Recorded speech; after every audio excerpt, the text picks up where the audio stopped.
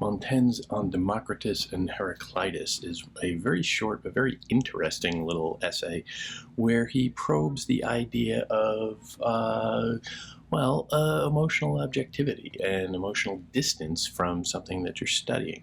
He begins in his way, in a very kind of haphazard discussion about how he likes his he likes to use his judgment, as he calls it, just on anything, and use it as a sense of, well, okay, there's nothing beyond me. I can poke anything and just try and figure it out. And sometimes it'll give me a sense of it is beyond me, and I should just turn away or stick to the bank rather than ford the river, as he uses it in his metaphor, or that it becomes something rather pointless, and, well, why bother? It doesn't really make much sense.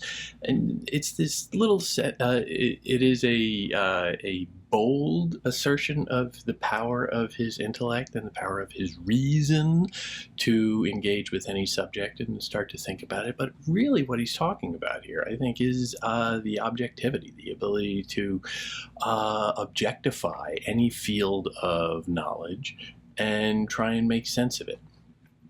And that leads him into a discussion from there. Of course, he wanders into the idea of how, well, okay, in engaging with something, sometimes it helps to see it in a variety of different contexts, a variety of different modes. And he talks about how to view a great man, you don't necessarily want to view him at the moment of his highest achievement, but also when he's just sort of sitting around. The metaphor he uses there is of a racehorse. If you want to judge a horse, you don't just look at him at the track, you look at him in the stable, and you can get an idea of his personality that way. The inherent qualities reside in the individual throughout its existences, and not just at its moments of great triumph. But again, he is using this as an example of observation, of reasonable judgment, the ability to draw conclusions about something that is perhaps fraught, but that you use your basic ability to reason as a kind of leveling experience. And from here, he leads into a discussion of the problems with some of that, the issues with some of that. Alexander was not more preoccupied with planning his magnificent expedition into India, nor is this other man with explaining the knotty passage on which depends the salvation of the human race. That is him talking about playing a game. The idea that you are leaning into something very passionately and very involved and very emotionally invested in what is just a child's game, perhaps.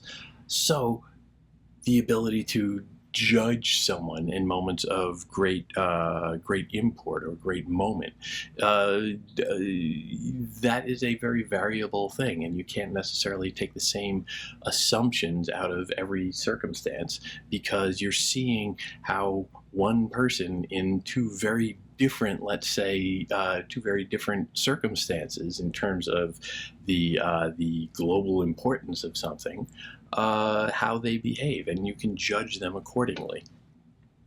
And that notion of the emotional investment is where he starts to clue in. And that's when he raises the figures of Democritus and Heraclitus. Heraclitus is, of course, known as the weeping philosopher, an early Greek philosopher who was known for becoming so emotionally invested and just getting disgusted with what he saw around him. Democritus, by contrast, tended to be the laughing philosopher. He would just see the folly of humanity and would brush it off. You can see you can see the traces of, let's say, a Seneca, a Stoic, in that philosophy, where you are left imperturbed. You are not necessarily jostled by the variations of a situation. And he says, Montaigne says, I prefer the former temperament, Democritus, not because it is more agreeable to laugh than to weep, but because it is more disdainful and condemns us men more than any other. And it seems to me that, according to our deserts, we can never be despised enough. He's wearing this mask of misanthropy, let's say, right there. We can never be despised enough. Maybe that's sincere. I tend to think not, because he is at heart taking joy in this moment, taking joy even in moments of horror, let's say, at somebody else's misfortune. He is, after all, taking some satisfaction in someone else's tragedy. Lamentation and compassion are mingled with some respect for the things we are lamenting. The things which we mock at are judged to be worthless. I do not think that there is so much wretchedness in us as vanity. We are not so much wicked as daft. We are not so much evil as full of evil as of inanity. We are not so much pitiful as despicable. Again, he seems to be foisting that. I wouldn't say that that is particularly sincere. You can never really take sincerity in Montaigne for granted. This seems to be a little bit more of a dodge, but what he is doing is, I would say, celebrating a bit of the objectivity, a bit of the emotional remove that comes from just not being so emotionally invested, not taking things so seriously.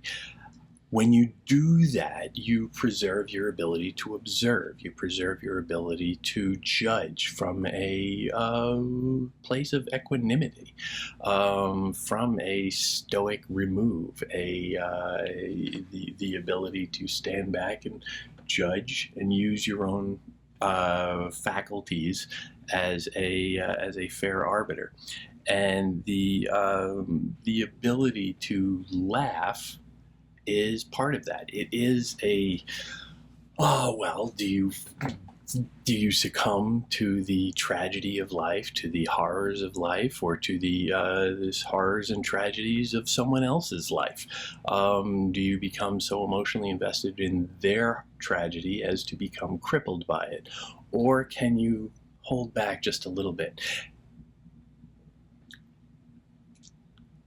Can you observe truth and find some value in that without being buried in the suffering?